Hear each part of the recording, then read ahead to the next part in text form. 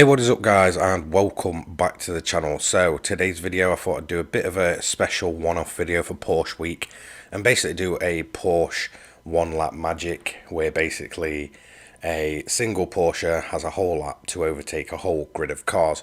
Now I've actually done this at Le Mans, and with it being a shorter lap time than something, say, like the Nürburgring, Nordschleife and stuff like that, I thought I'd actually set it to 2 laps, so just to give it a proper bit of a chance. So I set up my whole custom grid with as many kind of different Porsches as possible, some heavily modified, some not. Basically set them out in sort of worst rated performance points to kind of best. My car was near the best, but not quite the best, which you'll kind of see. I basically just gave myself 2 laps to chase down the whole pack and just see if it was actually possible at Le Mans to take the win with inside 2 laps. So here are the cars. We have the 917 Living Legend, expected to be very quick here with Le Mans being pretty much a straight, fast, high-speed race. Then we've got the 911 GT3 RS, the 911 GT3 997 model from 2009, my car, the 962C, which I'll be coming from the back of the pack in. Expecting this to perform well. Then we have the 918 Spider from 2013, a fully modified version. Then we have a 911 GT3 996, again fully modified. A 918 Spider from 2013, this is the bog standard version. Then we have the 911 RS Club Sport, the 993 model, fully modified. Then we have a 911 RS, it's the 993 model, again fully modified. Then we have the Carrera GT from 2004, this is bog standard, no modifications made to that car. Then we have the 911 RSR, the 991, the full-blown Group 3 race car. Again, expecting that to perform pretty well around Le Mans. We have a Carrera RS, the 964 from 1992, again fully modified. 911 Turbo, the 930 model, again fully modified and able to hit some insane straight line speed. The Taken Turbo S from 2019, bog standard, no modifications made to this one. Then we have the 911 GT3, the 996, bog standard, no modifications made to it. And last off, we have this, the Porsche 356A from 1956, bog standard, no modifications. So I'm expecting this, even though it's starting at the front, to fall back very, very quickly. So starting off, just starting at the back of a grid start with sort of the faster cars and the slow ones at the front would have been too easy. So I actually gave myself basically a 50-second penalty. I allowed the AI to just go off, do what they want, and 50 seconds later I would start chasing them down. Now, I was a bit unsure how this will go because I'm not actually the highest rated performance point car in this whole race. I believe the 917 Living Legend may be, and there's a couple of cars that can hit a higher top speed than me. So I believe I was hitting about 205, 210, and some of these other Porsches, when I've tested them out here before, are able to hit like nearly 220, almost 230 miles an hour. So I knew Le Mans was a straight line track, very kind of speed dependent. So I was hoping to do most of my sort of making up time in the corners. With this being like a proper Le Mans car, I knew it would be okay in a straight line, but however I knew there would be plenty of downforce through the corners. So as I started to chase them down, that's what I was really hoping to do. Now this is basically classed into, I guess, Group C, and it's a bit of a handful, and it can be a bit of a nightmare on the way out of corners. You can sometimes sort of just twitch and lose a bit of traction, and that's what I'm most scared of, because I know I have 2 laps, however it's going to be around about a 3-minute odd lap, and I know some of these cars again are really going to kind of either maintain or make up time down this main straight here, and that's where I'm going to kind of suffer. So I was kind of thinking, right, the slightest mistake on this run is really going to cost me. So I need to basically just get my foot to the floor and basically put in 2 of the fastest qualifying laps I ever can. So usually when I start Le Mans, if I'm going to make a mistake, it's going to be in that first sector. Usually some cars catch me off guard as we've already made our way past the classic Porsche. Like I said, I was expecting it to basically drop down. It did actually start first, however I didn't expect it to be just that slow and just that far back. It's been in my garage for a while, I've never actually used it. So in terms of sort of what it's like to drive, top speed and stuff, I'm not actually 100% sure on that one. So we've made our way up to 15th already, so we're not doing too bad. I've obviously took the hood off for kind of visual purposes. I feel like it kind of pulls you out of the experience if you've got sort of everything going on at once. So I kind of wanted the pure replay angles as we basically go ahead and start chasing cars down. Now I'm expecting probably the 996 GT3 to be up next.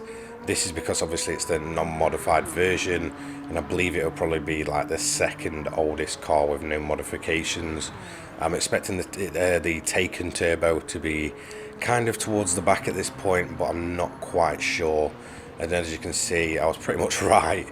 I recorded this quite a few days ago, so I actually can't remember exactly where everyone was, but it is going to be the 996 and the Taken Turbo S. So we're going to do a 2-in-1. We're going to get around them, try and get out this corner, get a nice drive out, and luckily we haven't slipped there as the Taken decides to slip, and that is looking like just up ahead we've got the 930 and the 964. We're just going to go around them, and then funnily enough it's the RSR. For some reason I'm a bit disappointed with that car because I was expecting it to be a lot higher by now, so I don't know if it's just got caught up in traffic or what, but it doesn't seem to be really, you know, getting up as far as I'd kind of expect it. The Living Legend, by the way, is absolutely sprinted off, as you can tell. That one basically started at the back with me. As we're going to get past, that looks like a 993 Carrera RS and the Carrera GT, I believe.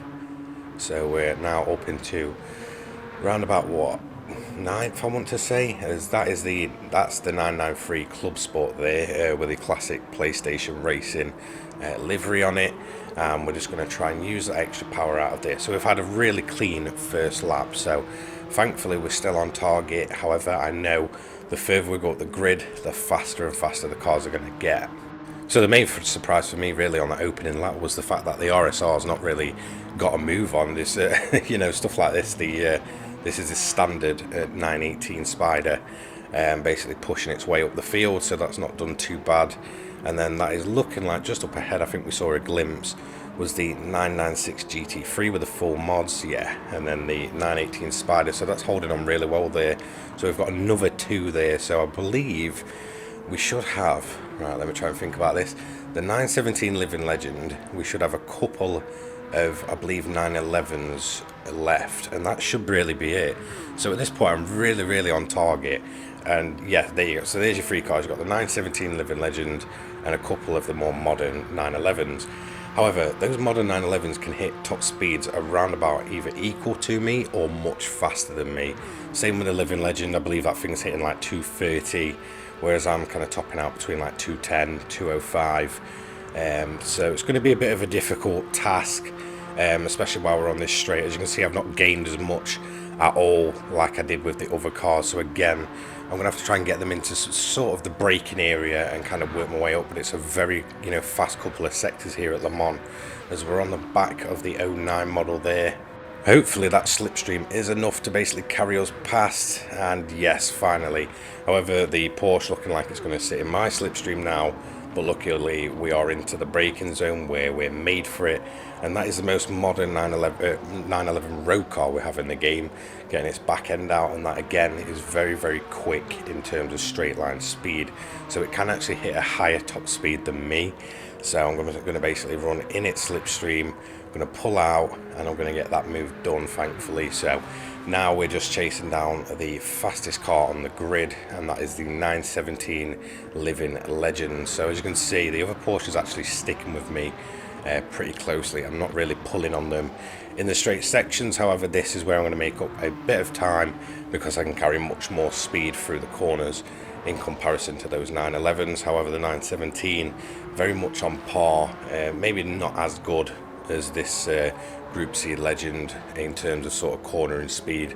I'm hoping that the AI is kind of slow through these fast but weaving sections, so I'm really hoping I can make a bit of time up there, as I know he's going to pull on me in a straight line. So here we go. So this is where I'm going to make up most of my time, if I can basically keep my foot planted to the floor with a few lifts off.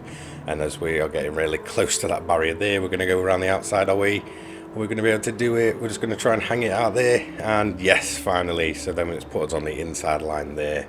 So we finally managed to do it. So within 2 very fast laps of Le Mans, we have basically managed to chase down a whole pack of wild, crazy Porsches.